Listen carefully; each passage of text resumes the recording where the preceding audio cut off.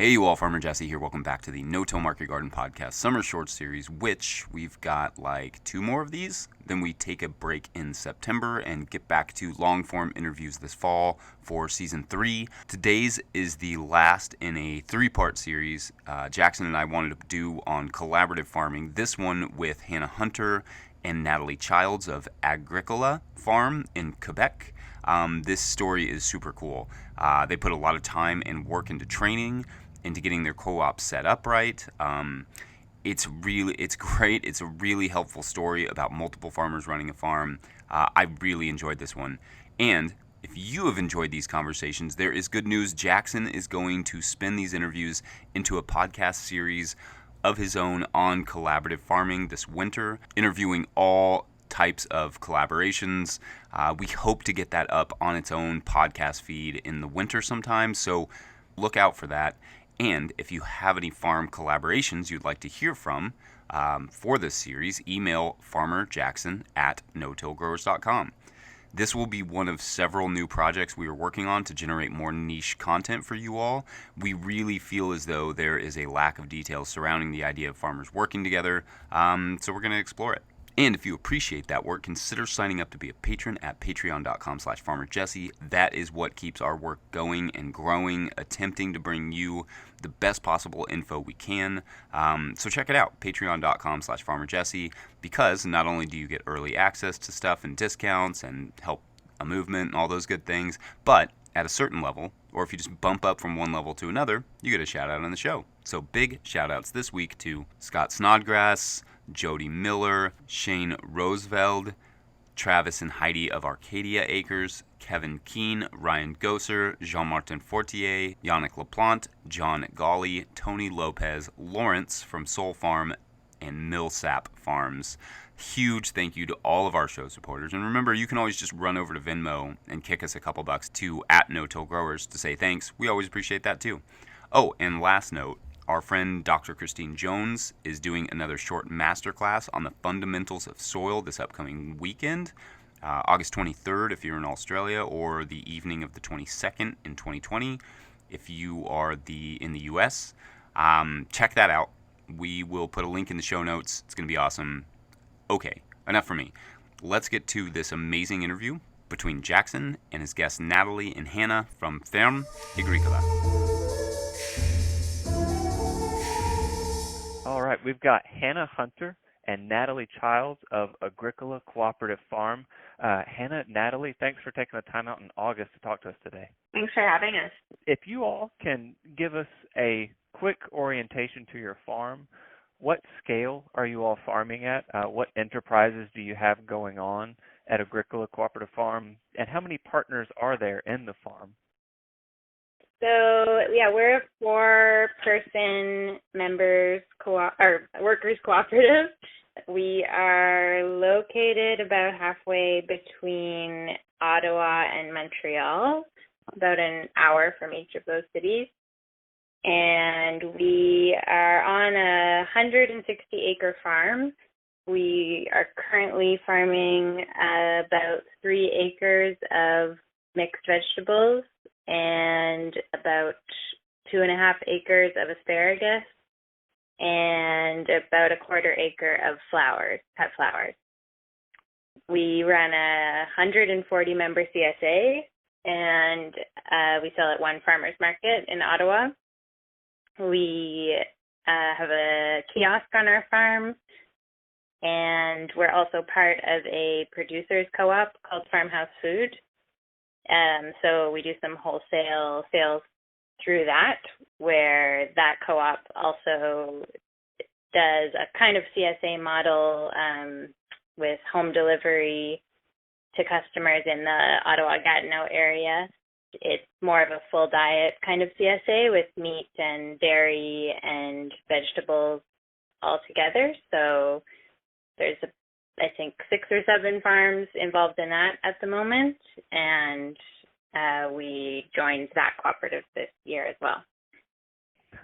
So a co-op within a co-op.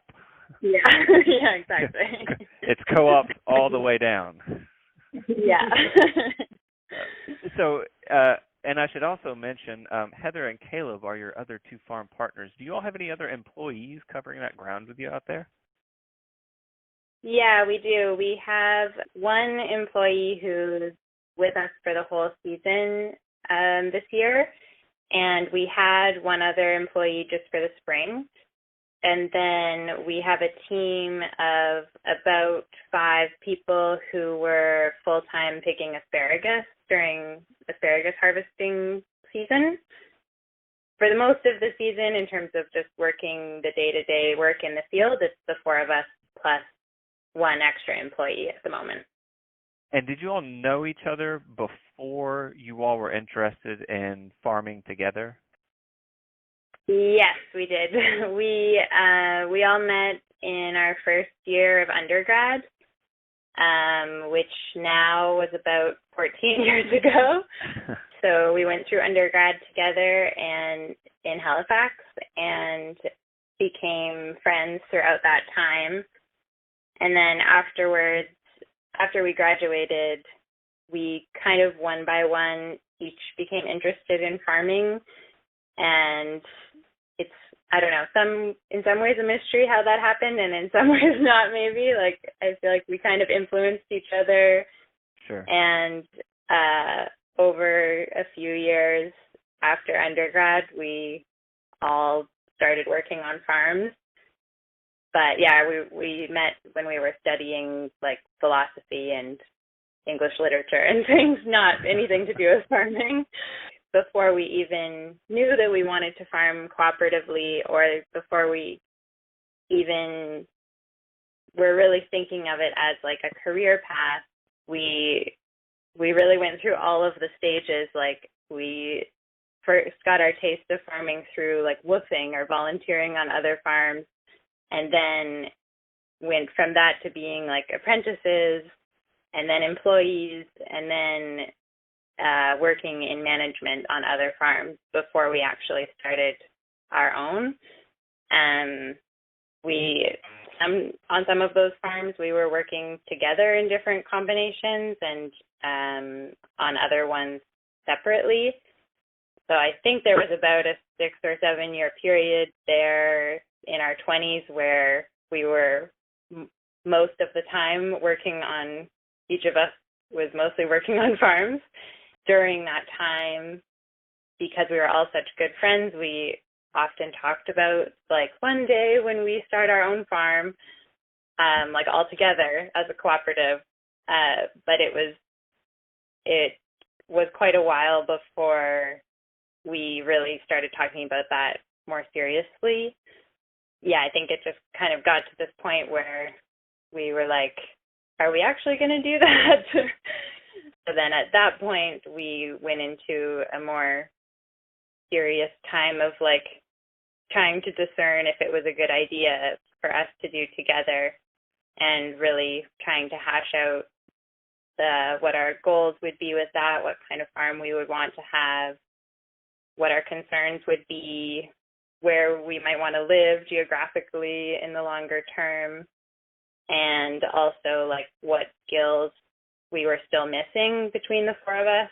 And then we decided that we did really want to go for it and start working more concretely towards starting a farm together.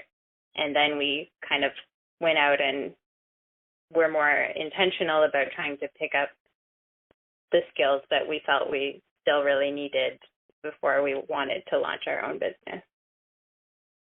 Yeah, and some of the places that you went, I was reading you went to Tournesol with Dan Brisebois, Quachatomp with JM. So you all really put a lot of thought behind what skills you needed and what you needed to learn before you all started this farm together instead of just diving in head first.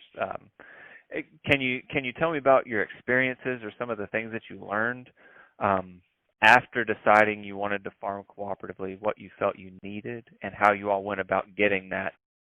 Yeah, I think that Heather, not that we had like a full master plan, but I do think that Tournesol, even before Heather started working there, was such a model for us in terms of cooperative farming.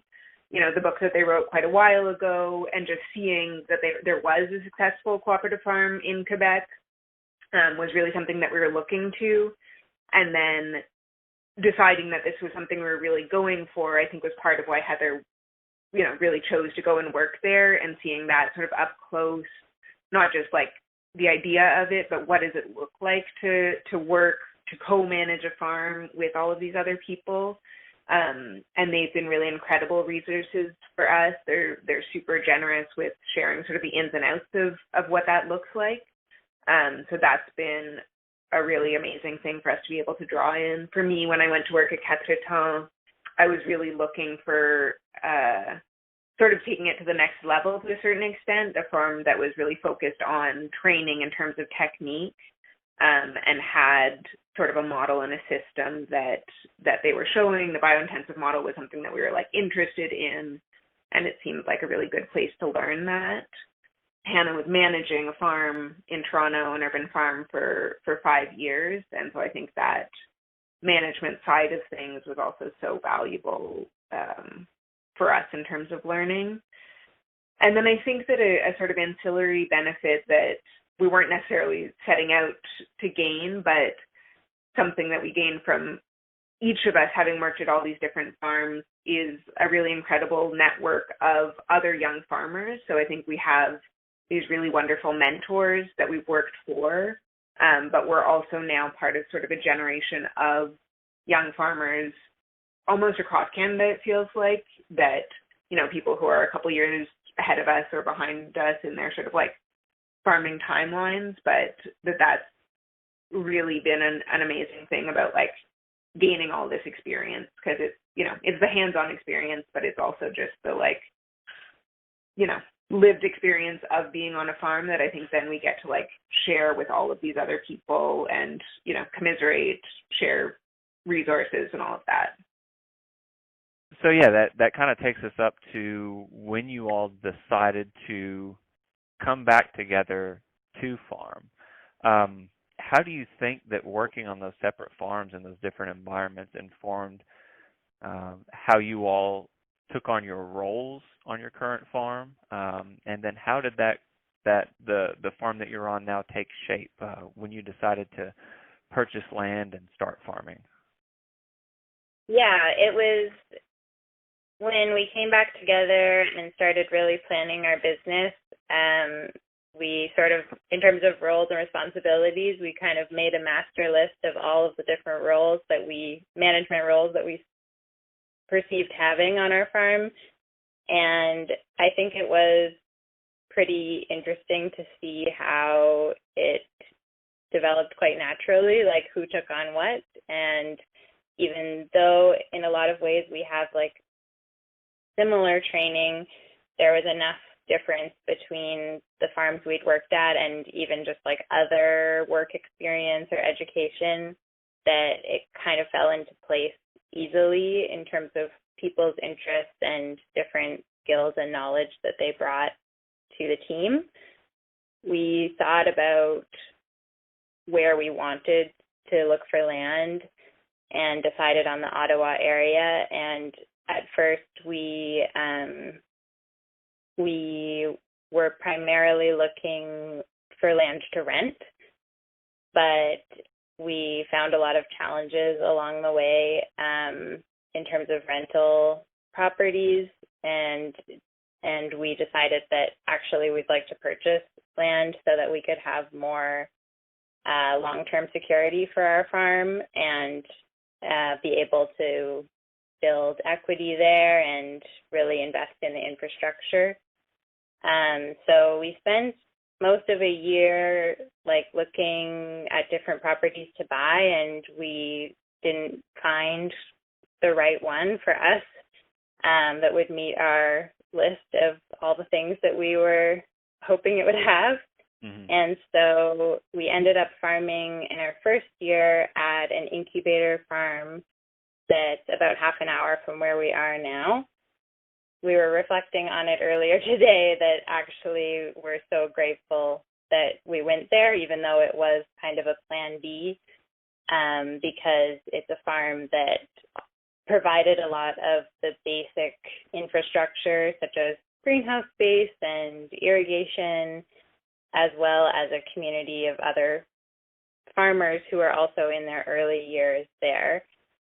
And it just really gave us a leg up in our first year in terms of time and stress. And now that we're in our first year on land that we own, we're like, how could we be doing all of this work of building infrastructure and everything at the same time as building our markets and that kind of work that we did last year, and also building our like ways of working together and management systems. We're really grateful that we went to an incubator farm where it provided us a bit more time and space to work on those sides of things instead of building greenhouses and cold rooms and the things we're doing now. Yeah, definitely. So when you all moved from the incubator farm to your own farm, how did you set up the cooperative on paper, so to speak? So how is it organized legally? Do you have any insight into that, or how have you all done it? Yeah, so the one thing that's a little interesting about our situation is that our business is a cooperative. So we're a workers' cooperative, which, you know, there's a bunch of different forms of cooperative, but each of the four of us is both a worker and an owner of the farm. And that means in terms of the democratic structure, you know, each of us gets one vote on any big decisions that we're making. And then it also means that the way that we're sort of being compensated for our work is through being paid as a worker. Like, you know, we pay ourselves a paycheck for our work, not necessarily truly reflecting the actual hours we're working, but sure. Working, yeah. That's sort of our eventual goal. And so we think of it in terms of like, we and our employees are the workers on the farm, and then we, the members of the cooperative, are the decision makers about the big picture of the farm. But what happened when we found our perfect property, which is a really amazing, as Hannah said, 160 acre piece of land that was stewarded for 40 years by the previous owner who did just the asparagus here, but who had a really magical touch and has put just so much like heart and soul into the place. So after our sort of land search, we found this place and went through the process of buying it and also doing the transfer of a part of his business as well, because he had a really established clientele who was coming here every year for the asparagus. After talking to a notary, we were sort of advised that buying the farm as the cooperative would maybe be complicated for a couple of reasons. And so we were advised to basically create a new entity, which is called an SCNC here in Quebec, but I think it's basically equivalent to like a general partnership, limited partnership agreement. So the four of us basically just formed another legal entity, which is just a very simple, agreement in order to buy the property. And so the co-op itself doesn't own the land. It this business, other enterprise that we formed, rents it to the business.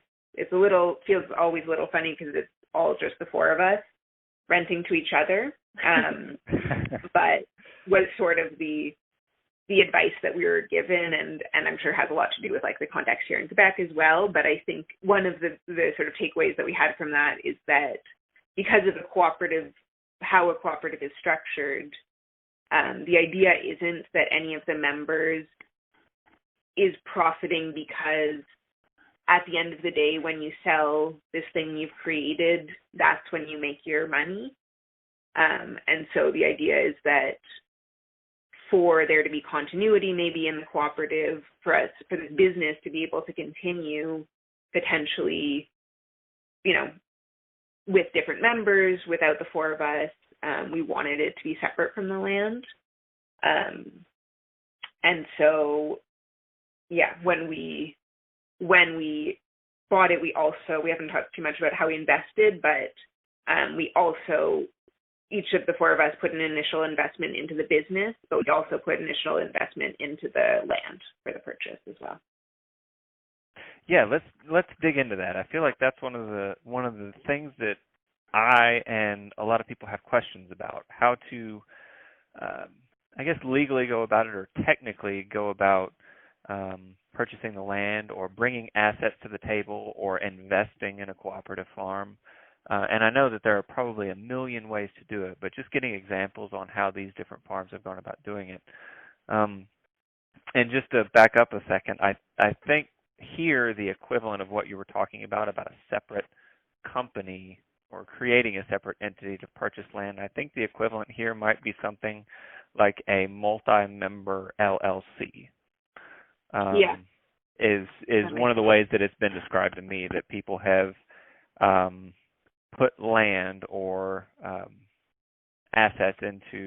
previous assets into a multi-member LLC in which everybody has an equal stake, and then rents the assets or the land to the cooperative. And it makes it a little easier on paper to deal with that way. But yeah, how did you all make initial investments? How did you structure that? And what did that look like? Yeah, so the four of us, I mean, we, not the only reason, but part of the reason it sort of took us so long working on farms is that, like, we knew that we had to and wanted to make serious initial investments. One of the things that we really thought about when we were going through the process of deciding to start a farm together is knowing that for the four of us to make a living full-time from the farm, we would need to get pretty big pretty fast.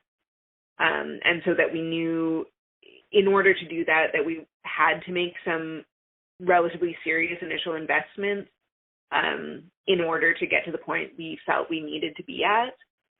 In this climate, we feel like that often means greenhouses because we have a really short growing season. And so having crops early to market is really important. And that we just knew, I think, from working on other farms and seeing other people get started that, one important way to get profitable more quickly is to start out with the sort of the resources that you need or the equipment that you need. And so because we had all been working on farms for a long time before that, it's really hard to get enough money as a farm worker to build up those assets. So the figure that we decided on initially for the business was that each of us would invest $10,000 into the cooperative as our sort of qualifying share. So that's what we each of us in our first year put into the business to get started. And then we also, I think it's important to mention that we, here in Quebec in particular, but in Canada I think in general, there is quite a lot of governmental support for young farmers. So we also were lucky enough to receive both some grants and then some sort of like loans and subsidies, both for equipment, and then we received some like salary support. And so in our first year, that really eased a lot of the challenges around getting started, and has been, I think, really huge for us just in being able to like get started with the equipment that we need. So that's really important. And then, so that's the co-op, the business. And then when it came time to buy the piece of land, we also each put in $10,000 for the land purchase. And then we are also, one of our co-op members' parents gifted us basically money towards the down payment as well. And I think that's also really important to sort of name and recognize that we really have had a huge privilege in getting started on top of the other ones that we hold because of that gift.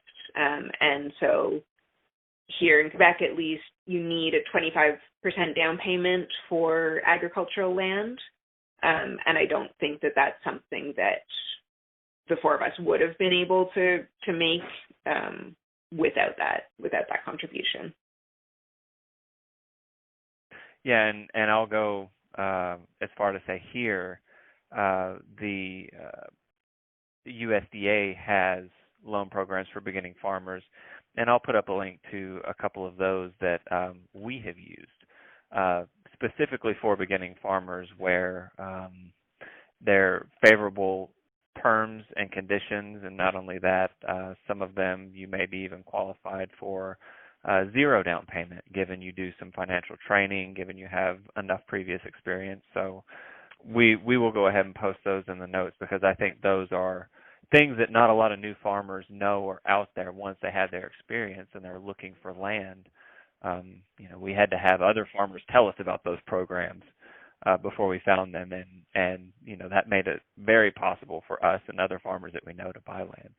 So you all have, at this point, invested in the farm and bought the equipment and bought the piece of land. Do you all have a structure for discussing and making long-term decisions?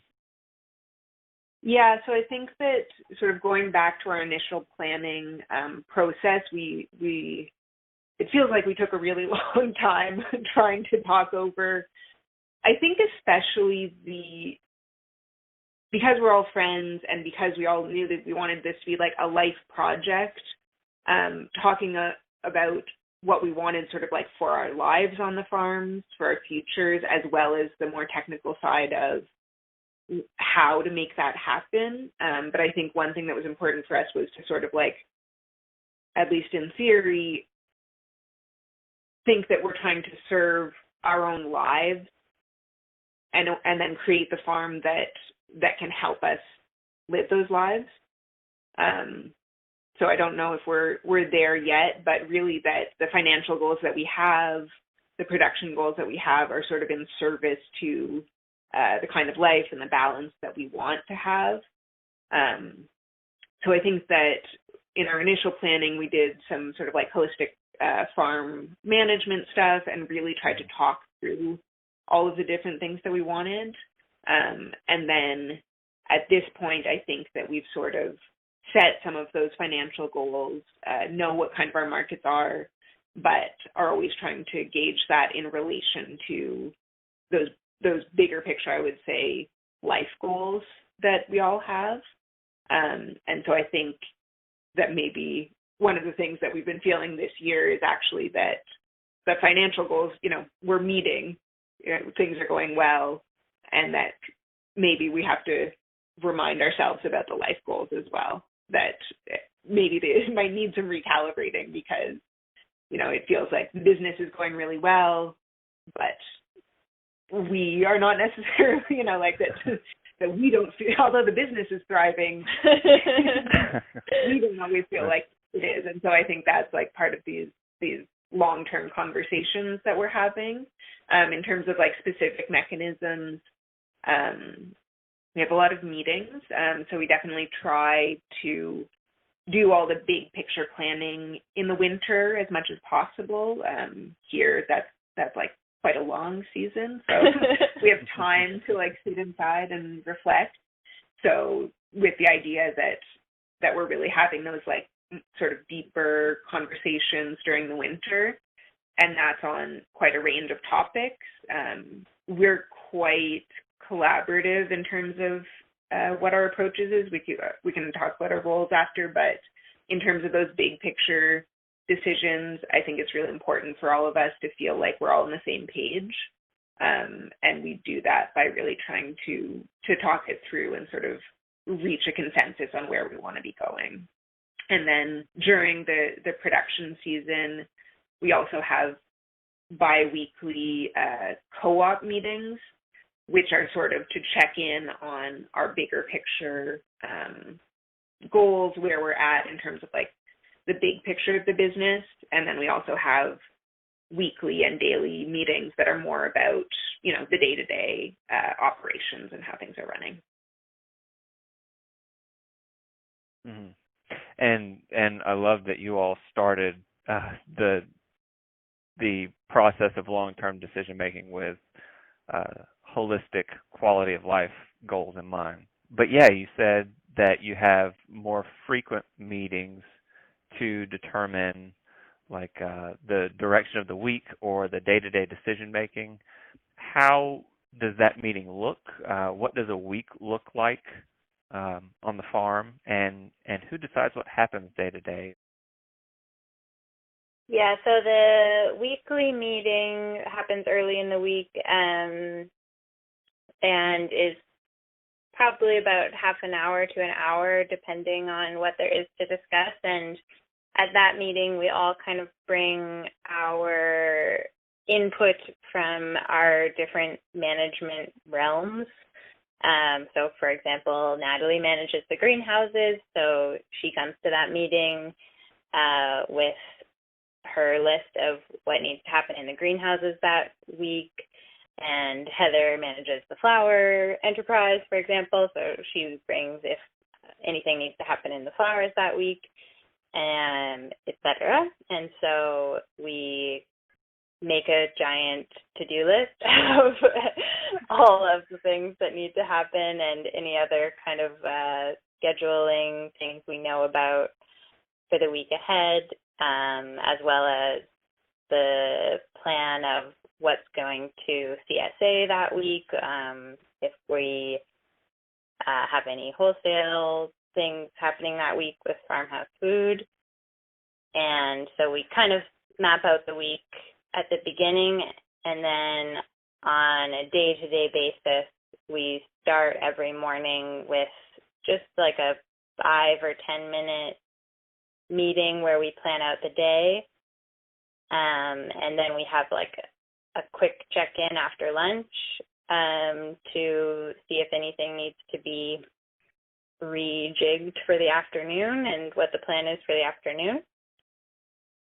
So just in terms of the roles part, I just would add, I guess, that when we were setting it up, we sort of wanted to structure it so that each of us has both like a role, an important management role sort of in the field, in the more day-to-day operations, and then also an administrative role. Because when we made that sort of big list of what is everything, what has to happen on a farm, we saw this huge list of administrative tasks, and I think that one thing that drew me towards Cooperative that I had seen in my past experience is that it seems like on a lot of farms, it ends up being sort of one person who ends up with all those administrative tasks. And on some farms, I feel like it often ends up being like a woman. And I think that it was really important, for all of us. We wanted to start this farm because we like the farm work. Like we like, being outside, doing the physical work. And I think we each have skills in the administrative area, but none of us wanted to be doing that full time. And so thinking about how to share those administrative tasks was also a really important part of it. So that will also be part of our discussions in these weekly meetings, what administrative stuff has to happen and how to set aside time for each of us to do the administrative sort of computer stuff that we have to do. Yeah, I like that. Minimizing everyone's time doing the administrative work and maximizing everybody's time doing the thing that they signed up to do for farming in the first place. Like many hands make light work administrative. Yeah. So you all have worked on several farms in management positions. How do you feel, at least in the last couple years of experience, that working cooperatively on a farm has been different than working on a farm that has maybe more of a top-down employer-employee management setup? Yeah, I think that, I mean, one of the initial things, I think maybe when we first started was maybe just the feeling of like, for me, maybe because you were managing a farm before, but it's like, oh, now we're the grown-ups. We have to make all these decisions. Just the four of us? Who left us in charge? Yeah. And I think, you know, that realization that you always sort of know, but that like, that no one has a master plan really. And I think that, you know, this is the experience for a lot of people when they're starting out, that there are just so many decisions that have to be made in your first couple of years, because you're setting up all of these different systems. And that for us, because we're in such a collaborative model, that means a lot of communication. That's not always easy, because I think that for us, we have these really, you know, we have our big picture goals that I think we're all pretty, you know, on the same page about. But I think one thing that, because we have all these different farming backgrounds, experiences, and different models, we also all had a lot of input on the more technical sort of nitty-gritty of how things should go, and just different ideas of like, well, you know, I worked this place and this is how we did it there, and sort of assumptions about how we wanted things to go. So I think that, you know, it's sort of the blessing and the curse that when there's no one boss to just make a call, you know, you can get a little bogged down in the finer details of like, it just has to happen one way and it doesn't really matter. But I think that the sort of flip side of that is that there's always someone to ask for help. And so, you know, a lot of us, when we were stepping into our more like management roles here on the farm, there was a big learning curve, because like for me, I'd worked on different farms, but there was a whole bunch of what we're doing here that was new to me. And so being able to ask for help and ask for support when I felt like I was still really learning something, I didn't feel like I had to pretend to be an expert. And that was really valuable.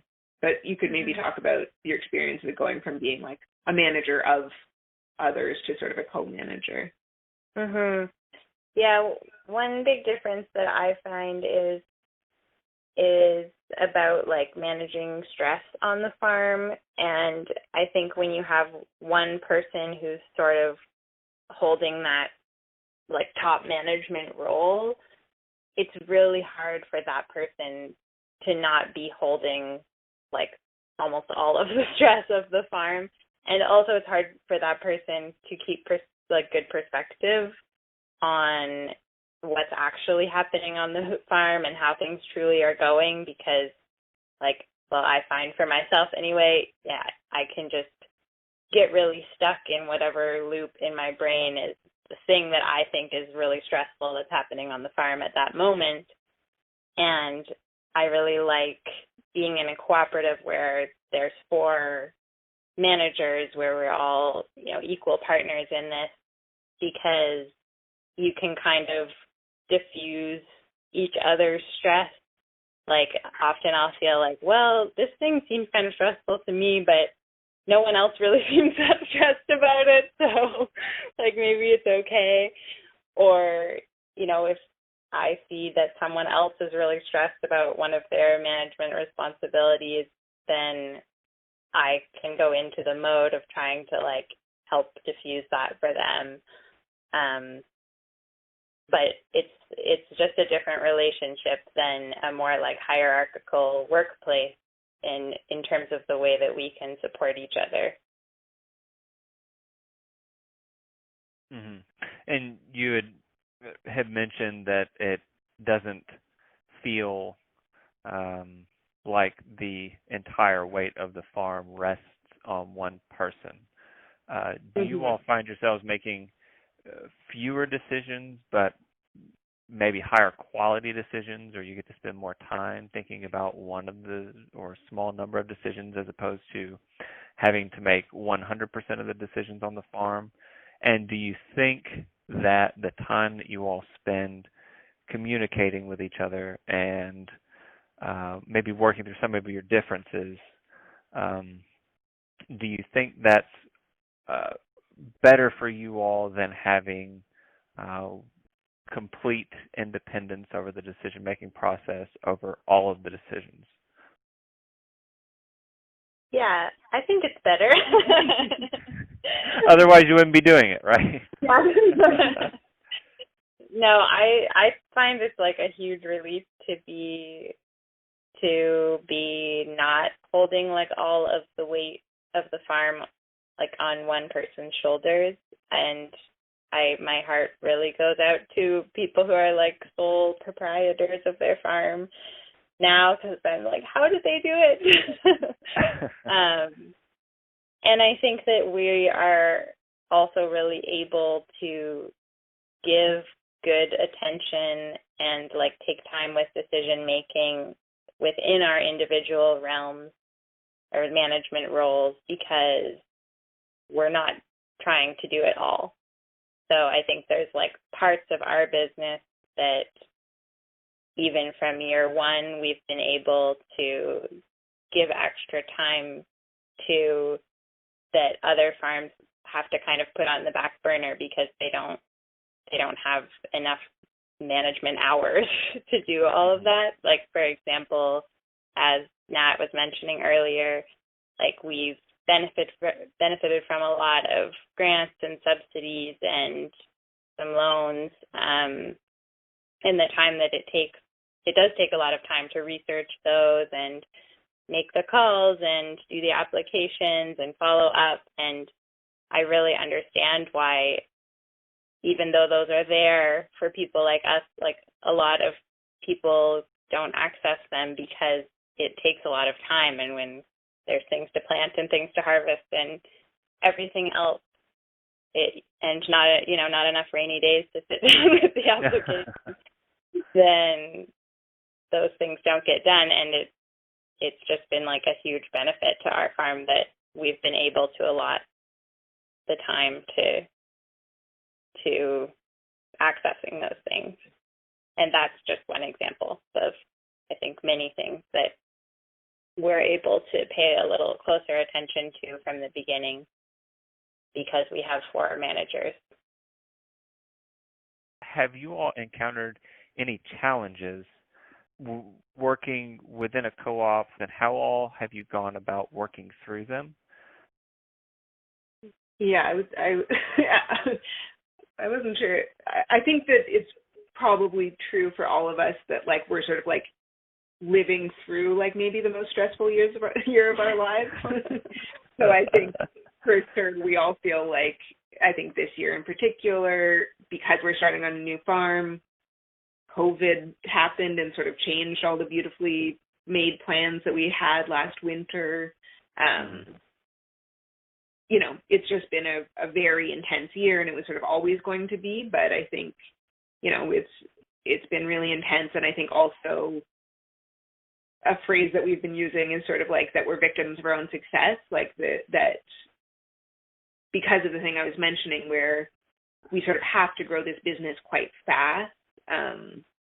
I think that we're having some growing pains, just like personally and as a business, in terms of like how to adjust to that, how to fit our systems to that, but also how to fit, the fact that we have a lot of people coming onto the farm every day to buy things, stuff like that, I think has been sort of the kind of like personal strains that we didn't necessarily like totally think through before they happened. And so I think that because of that stress, that as much as it's shared, we're all feeling this year, there for sure have been challenges. And I think it's also sort of the blessing and the curse of the fact that we're good friends as well. I think it's in most ways is a huge blessing because we know each other really well. We can support each other, but I think there's almost like a family dynamic in some ways where I think we feel sometimes comfortable not being our best selves because we sort of have a certain level of trust. And so I think that in those stressful moments, sometimes it's easy to slip into your stressed out self. So I think that communication on any farm is always an issue. I think every farm where I've worked on, whether it's a cooperative or not, between managers, between management and employees is an issue. But I think that, we're living through it as well. We took a nonviolent communication course at the beginning of last year that I think was a really good sort of foundation for the best practices of how we want to be communicating with each other, and gave us sort of a language to use and to sort of draw back to when we're recognizing ourselves that we're not, being our best communicators. But I think that it's an ongoing process, I think, and something that we really are working on sort of all the time. And I think that we all sort of agree that part of the remedy would be getting more sleep, but we haven't been able to achieve that yet. Yeah, and one thing I'd just add to that is, like, I've definitely observed that when it comes to the big picture decision making, which I think a lot of people would think of as like the most stressful and maybe hardest part of making decisions cooperatively, like when we come together for our bi-weekly co-op meeting, that's where we make big decisions about spending money and like buying new tools, or are we going to fix our tractor or buy a new one, or whatever, these things that are quite consequential. I think in those spaces, we're like pretty good at communicating and are fairly patient, and we try to like give those decisions the time that they need to be able to reach a consensus. And I think that the reason why that comes fairly easy to us is because we did really come into the farm with a shared vision and shared goals for the future and stuff, as we've mentioned. But I think it's more like the day-to-day, in-the-moment decisions, which there are so many of, especially in your first few years of farming. Maybe there always will be, I don't know. But I think especially those first few years where you haven't developed all of your processes and stuff, where you're just like, okay, what spacing are we going to use? How do we harvest? How many of these do we put in a bin? Like every little thing is a decision in a way, because you haven't done it on your own farm yet. And it's harder to have like process for those, because you're not sitting at a meeting and you're like, okay, now you're just trying to make a quick decision. So I think, that's the part that in a way is a little trickier, and that I feel like the nonviolent communication is really helpful with, just in terms of like, how do you talk to each other when you're just out in the field and you're trying to make a snap decision. Did you all take the nonviolent communication? Is that an online course or a book, or where did you all go for that?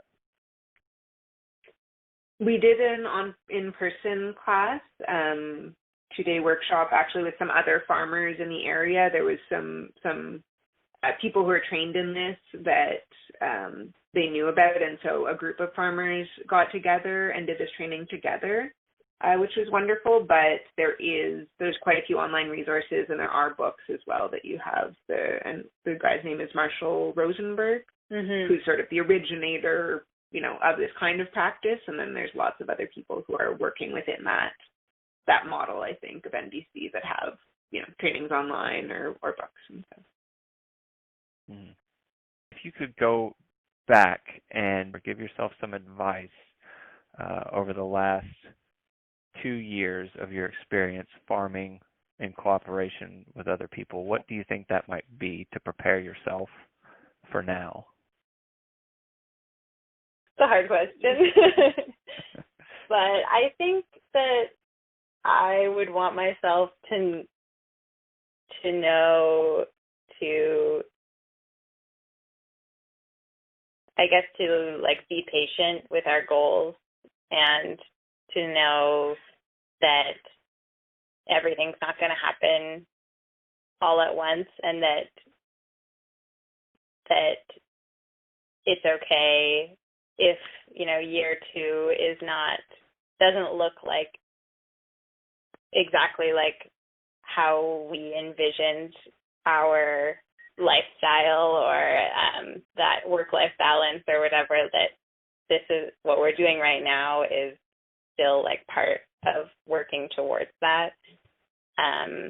And so, yeah, just to be patient with all of that. Yeah, I think I would agree, because I think that it's hard right now because we're so in the middle of everything still. It's hard sometimes to get perspective. But we had like our farm tour yesterday with our CSA members, and what they are saying is like, wait, this is your first year. This is the first year that you've like been here.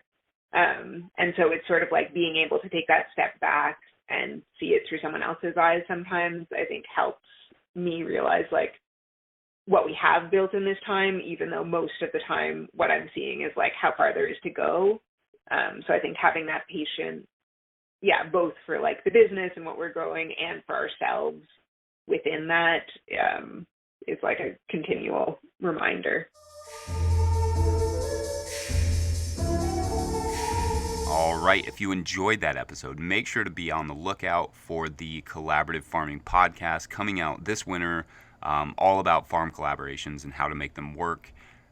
Super excited about that. Subscribe to this podcast wherever you are getting it. Leave a review, rate it, all of those good things. Huge thanks to Jackson Roulette, obviously, for all his work. Thanks to Josh Satin and my wife, Hannah Crabtree, for all they do. Thanks to you all for listening. We'll see you next week for the final summer short. Okay, bye.